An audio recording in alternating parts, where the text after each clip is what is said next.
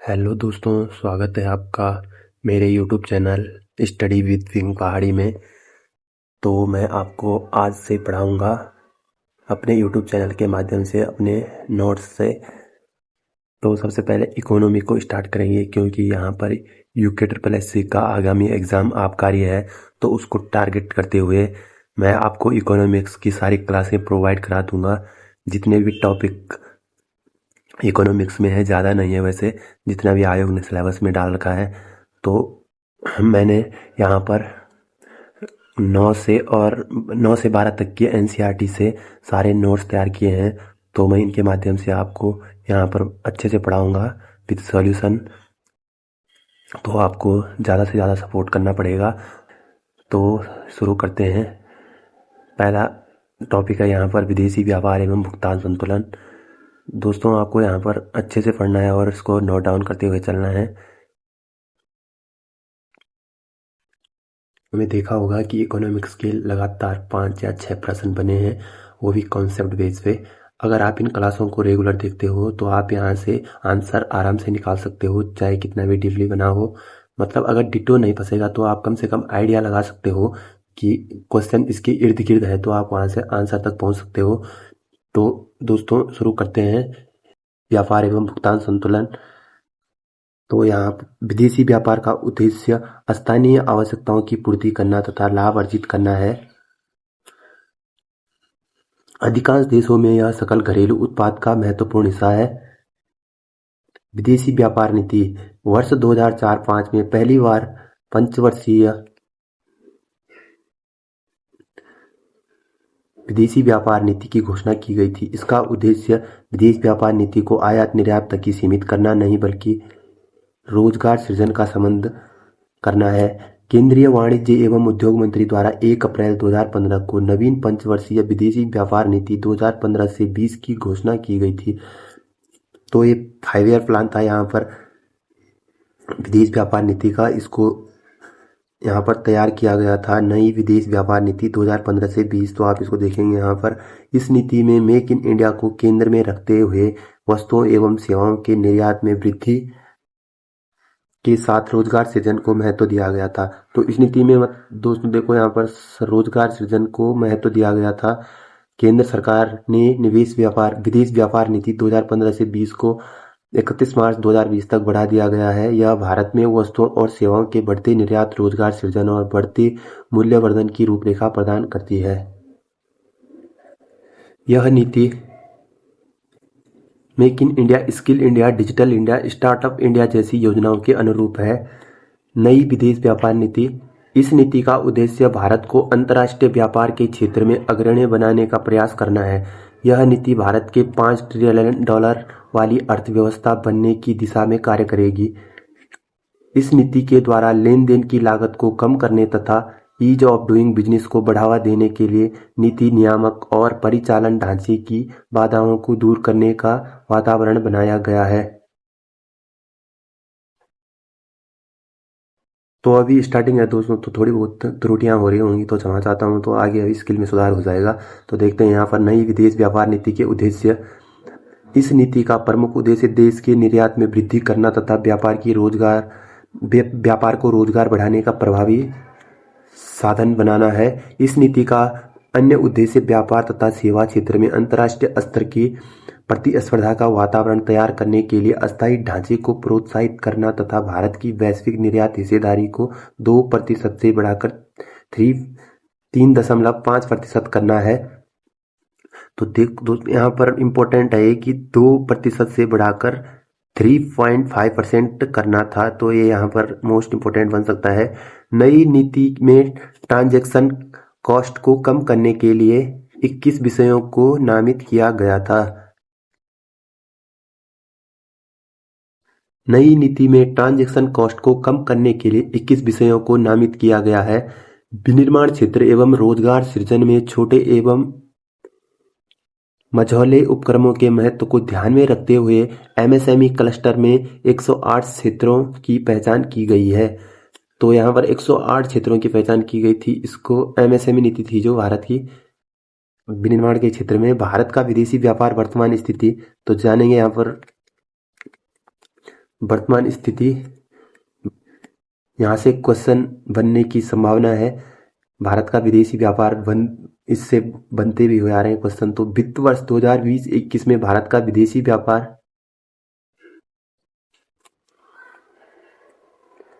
Dollar में है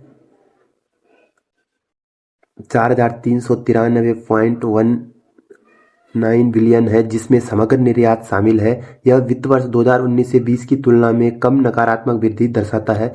भारत का विदेशी व्यापार जिसमें समग्र निर्यात शामिल है 2020-21 के दौरान डॉलर में दिया है यहाँ पे बिलियन है। यह वित्त वर्ष 2019 से 20 की तुलना में 16.53% की नकारात्मक वृद्धि दर्शाता है। दूसरा की पॉइंट है यहाँ पे, विश्व व्यापार में भारत की भागीदारी 2% है। 2020-21 में व्यापार भारत आयात के मामले में विश्व में 13वें स्थान पर है, जबकि निर्यात में यह 19वें स्थान पर है। भारत के व्यापारिक भागीदारों में चीन, यूएसए, सऊदी अरब, दक्षिणी कोरिया, स्विट्जरलैंड इत्यादि शीर्ष देश हैं, जो कि हमेशा इकोनॉमी में आगे रहते हैं। तो ये देश यहाँ पर है। भारत का जिन देशों के साथ व्यापार संतुलन अधिशेष है वह देश यूएसए, यूएई, बांग्लादेश, नेपाल तथा ब्रिटेन है। तो यूकेपीएससी ने एक बार क्वेश्चन बनाया था यहाँ पर कि जो भारत सबसे ज़्यादा एक्सपोर्ट करता है वो यूएसए के साथ करता है, तो यहाँ पे उसके बाद यूएई है। फिर भारत के पड़ोसी देश हैं नेपाल और बांग्लादेश, दोनों तो होना ही है खैर, और ब्रिटेन यहाँ पर मुख्यतः है। अब देखेंगे आप यहाँ भारत का सेवा व्यापार, भारत के सकल मूल्यवर्धन में 55.2% हिस्सेदारी के साथ सेवा क्षेत्र भारत के आर्थिक विकास का प्रमुख संचालक बना हुआ है। तो थर्ड सेक्टर सबसे ज़्यादा जीडीपी में जो सबसे ज़्यादा हिस्सेदारी है भारत के परिप्रेक्ष्य में देखें तो वहाँ पर थर्ड सेक्टर का है, जबकि उत्तराखंड में सेकंड सेक्टर का है, विनिर्माण क्षेत्र का। व्यावसायिक सेवाओं के वैश्विक निर्यात में भारत की हिस्सेदारी वर्ष 2000 में 1.2% से बढ़ाकर 2020 से 21 में 3.0% हो गई है। भुगतान संतुलन, जो कि यहाँ पर इम्पोर्टेंट पॉइंट है, भुगतान संतुलन के अंतर्गत एक देश तथा शेष विश्व के मध्य एक निश्चित अवधि में वस्तुओं, सेवाओं तथा पूंजी के लेन देन में विवरण दर्ज किया जाता है। किसी देश का भुगतान संतुलन उस देश द्वारा विदेशी मुद्राओं की मांग एवं पूर्ति तथा वैश्विक स्तर पर उस देश की घरेलू मुद्रा की मांग एवं पूर्ति प्रदर्शित करता है। भुगतान संतुलन को मुख्यतः दो खातों, चालू खातों पर भुगतान संतुलन का पूंजी खाते पर भुगतान संतुलन में विभाजित किया जाता है। तो यहाँ पर दूसरा की पॉइंट देखेंगे आप, चालू खाते पर भुगतान संतुलन। चालू खाते में सेवाओं के व्यापार, भुगतानों के अंतरण तथा वस्तुओं के आयात निर्यात को सम्मिलित किया गया है। चालू खाते की समस्त प्रविष्टियों को दृश्य व्यापार तथा अदृश्य व्यापार में विभाजित किया जाता है। दृश्य व्यापार से अभिप्राय वस्तुओं के लेन देन से होता है,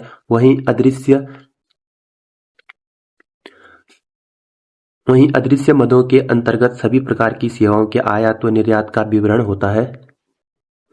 किसी भी देश की भुगतान संतुलन की अनुकूलता या प्रतिकूलता का निर्णय उस देश में भुगतान संतुलन के चालू खाते के आधार पर किया जाता है। चालू खाते में वस्तुओं और सेवाओं के भुगतान के अतिरिक्त एक पक्षीय भुगतान, ब्याज, लाभांश भुगतान व उपहार आदि भी विवरण दिया जाता है। तो जैसे यहाँ पर क्वेश्चन बन सकता है कि एक पक्षीय भुगतान में क्या क्या शामिल हैं, तो यहाँ पर ब्याज, लाभांश भुगतान और उपहार आदि इसका विवरण दिया जाता है। इसमें भुगतान संतुलन की चालू खाते में संतुलित मदों का सीधा प्रभाव अर्थव्यवस्था में आय, उत्पादन और रोजगार पर पड़ता है, तो ये भी यहाँ पर इंपॉर्टेंट बन सकता है। पूंजी खाते पर भुगतान संतुलन।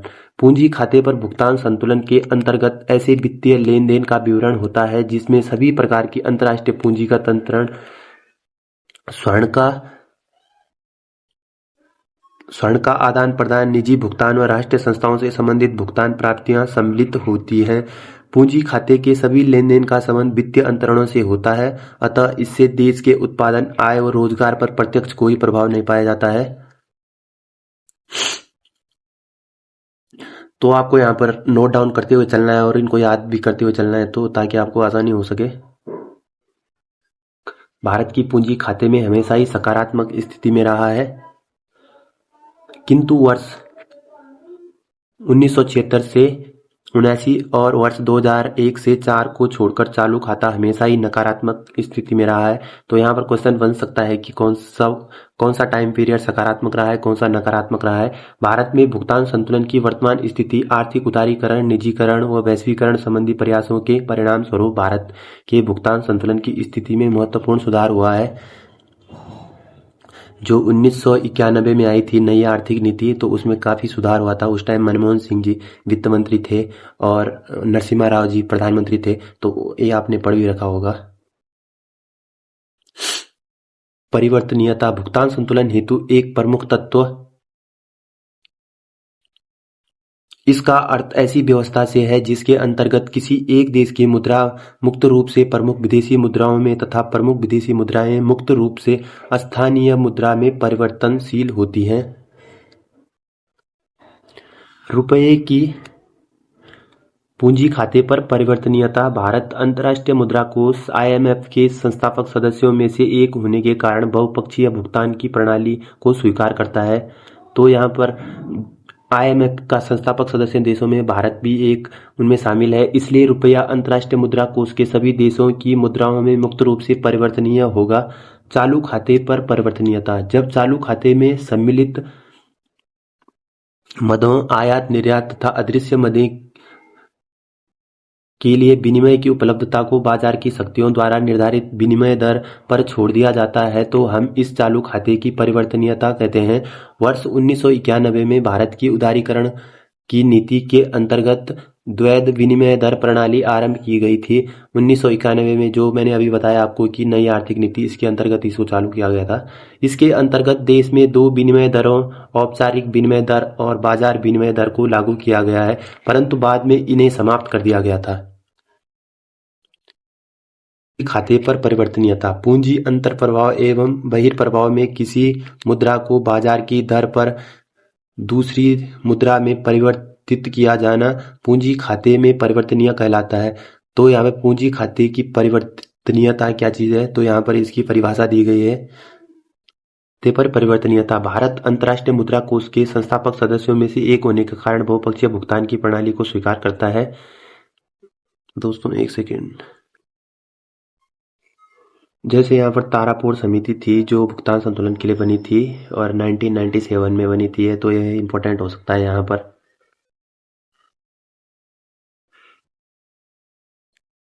भुगतान संतुलन का प्रबंधन। भुगतान संतुलन के प्रबंधन पर सरकार के प्रयासों को निम्न शीर्षकों के अंतर्गत स्पष्ट किया जा सकता है। विदेशी विनिमय दर प्रबंधन। विदेशी विनिमय दर दो देशों की मुद्राओं की सापेक्ष कीमत है। तो यहाँ पर पूछ लेगा कि विदेशी विनिमय दर प्रबंधन क्या है, तो ये विदेशी विनिमय दर दो देशों की मुद्राओं की सापेक्ष कीमत है। किसी एक देश द्वारा किसी अन्य देश की एक इकाई मुद्रा खरीदने के लिए जितनी घरेलू मुद्रा की विनिमय दर होती है वही चीज है। जिन देशों की मुद्राओं की मांग अधिक होती है उनकी विनिमय दर अन्य देशों की मुद्राओं की तुलना में ऊंची होती है। तो यहाँ पर भी ये क्वेश्चन बन सकता है। विदेशी विनिमय की दो प्रणालियों में विदेशी विनिमय की दो प्रणाली प्रयोग में आती है, स्थिर विनिमय दर प्रणाली और परिवर्तनीय विनिमय दर प्रणाली। स्थिर विनिमय दर प्रणाली में इसका अनुकरण करने वाले देश अपनी मुद्रा का मूल्य एक स्थिर दर पर बनाए रखने का समझौता करते हैं।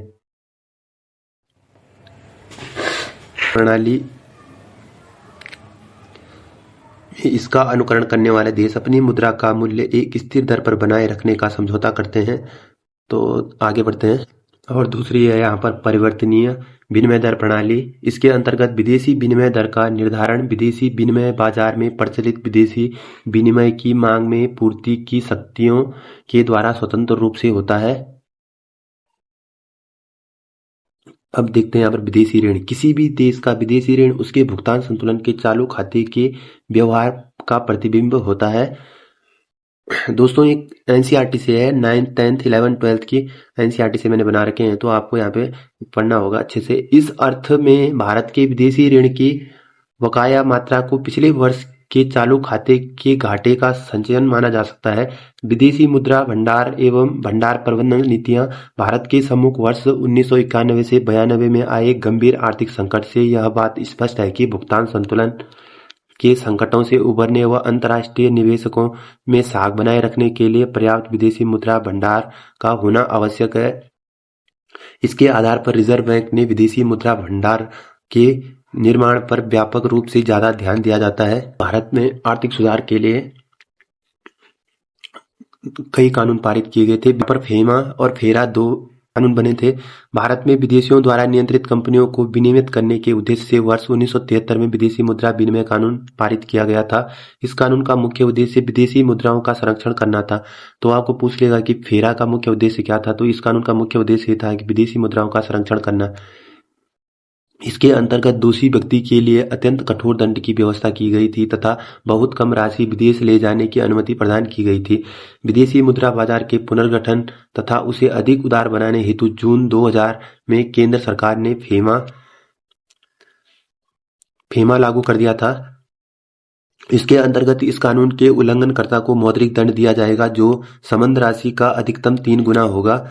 फेरा तथा फेमा में क्या अंतर है, तो यहाँ पे अंतर स्पष्ट करने के लिए आ जाएगा आपको कि फेरा तथा फेमा में क्या अंतर है। भारत में विदेशी निवेश तथा विदेशों में भारत निवेश संबंधी नियम फेरा की तुलना में फेमा अधिक उदार तथा पारदर्शी है। अन्य विभिन्न उद्देश्यों के लिए विदेश मुद्रा के आहरण की सीमा फेरा की तुलना में फेमा अधिक निर्धारित की गई है।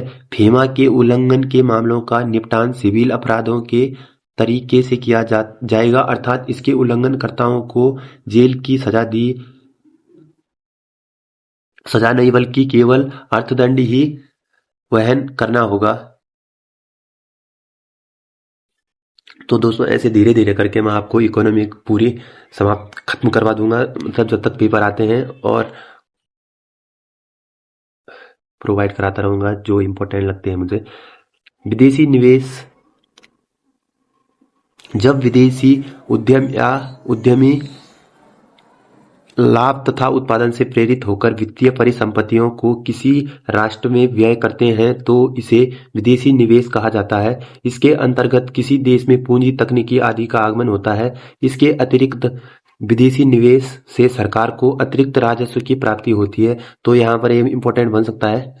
विदेशी प्रत्यक्ष निवेश, विदेशी व्यक्तिगत तथा संस्थानिक संरचनाओं द्वारा देश की आधारभूत संरचना, मुद्रा बाजार तथा उद्यमों में किया गया निवेश विदेशी प्रत्यक्ष निवेश कहलाता है। तो यहाँ पर पूछ लेगा आपको कि विदेशी प्रत्यक्ष निवेश क्या चीज है, तो यहाँ पर एक पूरी परिभाषा दी गई है इसकी। यह 2 प्रकार का होता है। विदेशी पोर्टफोलियो निवेश FPI, जब कोई विदेशी निवेशक किसी कंपनी के 10% कम शेयर खरीदना है तो उस निवेश को विदेशी पोर्टफोलियो निवेश कहते हैं। यह निवेश अत्यंत अस्थिर प्रवृत्ति का होता है। पार्टिसिपेटरी नोट्स, यह एक प्रकार का ऑफशोर डेरिवेटिव इंस्ट्रूमेंट होता है जो निवेशक सेबी में पंजीकरण कराए बिना भारतीय प्रतिभूतियों में पैसा लगाना चाहते हैं वह इसका प्रयोग करते हैं। विदेशी निवेशकों को पार्टिसिपेटरी नोट्स सेबी के पास पंजीकृत विदेशी ब्रोकरेज फर्म्स की विदेशी इकाई द्वारा जारी किए जाते हैं। लिए इतना ही काफी है, वरना वीडियो लंबी हो जाएगी। तो विदेशी व्यापार एवं भुगतान संतुलन का चैप्टर टॉपिक यहाँ पर कंप्लीट होता है। तो आगे की वीडियो में जो आएगा वो मैं आपको बता दूंगा। तो दोस्तों अधिक से अधिक शेयर करें और चैनल को सब्सक्राइब कर दें ताकि अधिक से अधिक लोगों को यहाँ पर लाभ मिल सके। Thank you.